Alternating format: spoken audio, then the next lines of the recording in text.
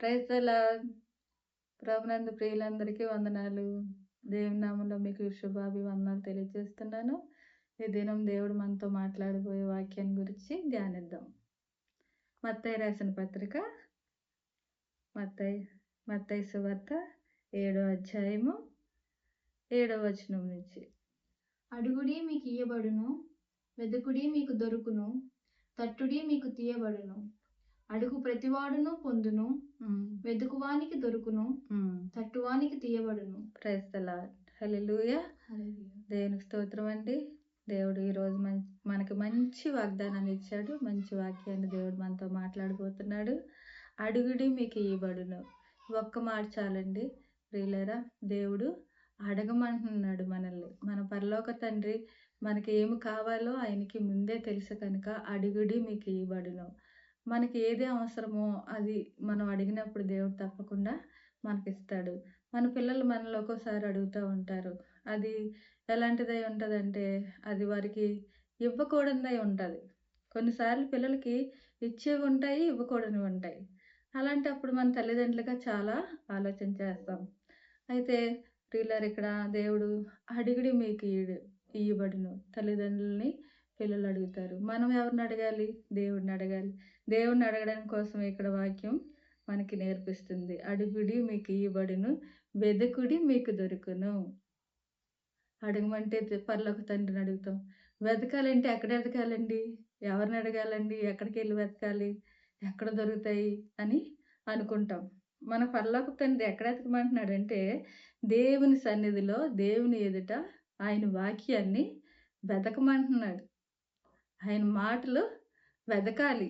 వెతికినప్పుడు ఆయన మనతో మాట్లాడతాడు. ఆయన మాటలు వాక్యమే. ఆ వాక్యం ద్వారా మనతో మాట్లాడతాడు. అప్పుడు మనం దాన్ని పొందుకున్నప్పుడు దేవుడు తప్పకుండా మనకి ఏది అవసరమో ఆయనకి తెలుసును కనుక మనం అడగక మునిపే దేవుడు మనకి ఇచ్చే దేవుడు కనుక. కాబట్టి వెతికినప్పుడు దేవుని వాక్యాన్ని, దేవుని రాజ్యాన్ని, దేవుని నీతిని మనం వెతికినప్పుడు దేవుడు మనం అడగక మునిపే ఇచ్చేవాడే ఉన్నాడు. కాబట్టి అడుగుడి మీకు ఇయ్యబడును, వెదుకుడి మీకు దొరుకును. హల్లెలూయా.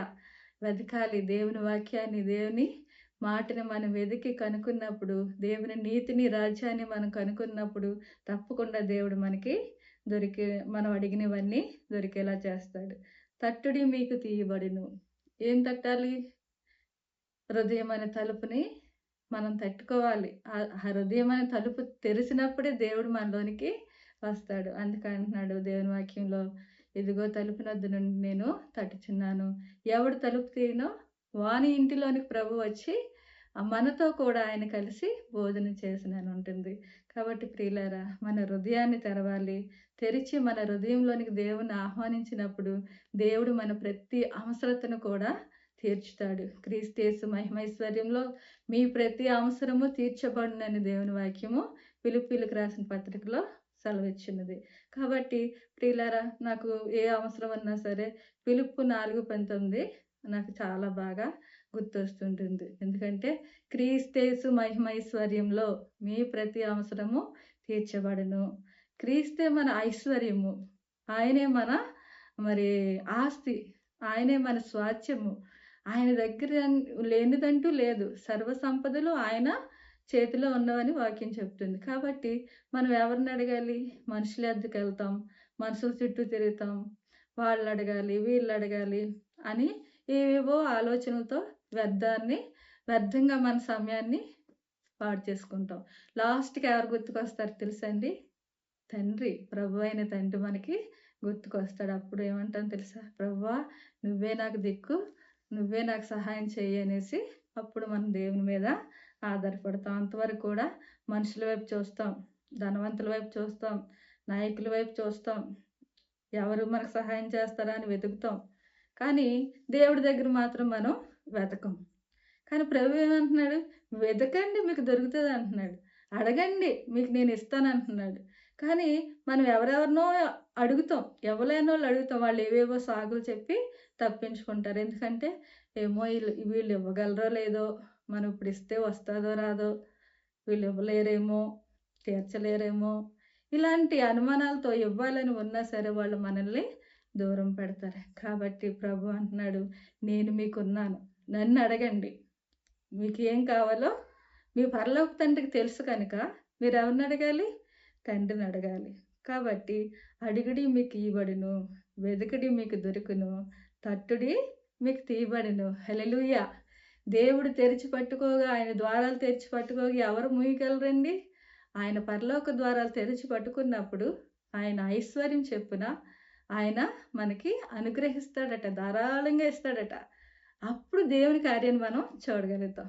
మనుషుల వైపు, లోకం వైపు చూసినంత సేపు మనం దేవుని కార్యాలు పొందుకోలేము. మనకి ఎవరు కూడా ఒక్క రూపాయి కూడా సహాయం చేయలేరు. కానీ దేవుని వైపు చూసినప్పుడు మరి ఆయన అంటున్నాడు, 7 ద్వారాలు మూయగా మనకు సహాయం రాదట. అప్పుడు అయ్యో! ఏమైపోతున్నాను నేను అనిపిస్తది. కానీ ఎన్ని ద్వారాలు మూసినప్పటికి గూడా దేవుడు ఒక ద్వారం తెరిచి మన కోసం పట్టుకొని ఉంటాడు. కాబట్టి ఆ ద్వారం గుండా దేవుడు మన దగ్గరికి రావాలని, మనలో ప్రవేశించి మన జీవితంలోనికొచ్చినప్పుడు దేవుని ఆశీర్వాదాలు మనం పొందుకుంటాం.